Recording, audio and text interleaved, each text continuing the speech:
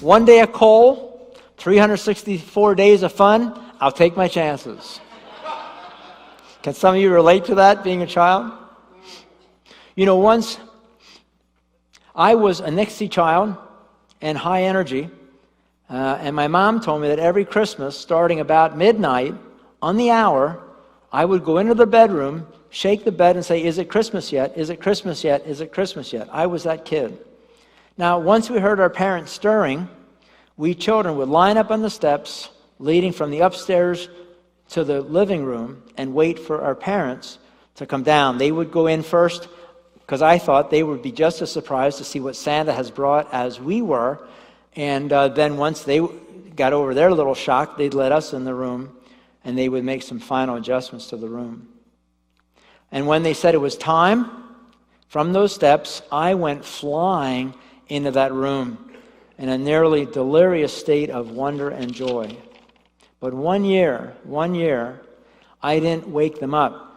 That particular year, I stayed in my bed, afraid of what I would find downstairs. Because that year, I had been especially Nixie. Now, it isn't that I burned someone's houses down or I killed somebody's dog. I was just Nixie. And my mom, to try to rein me in, used a bucket of coal ploy several times in late fall. And so I knew all I was going to get was a bucket of coal. Because although she did know some things, there's a lot she didn't know, but Santa Claus did. And I was a goner. So that particular Christmas morning, my sister went running into the room, and I walked in slowly with my head down, yards behind her, literally afraid of the moment when my eyes would lock onto that bucket of coal. I remember walking in thinking, I wonder if it's wrapped or it's just a bucket sitting there. This is like yesterday, folks.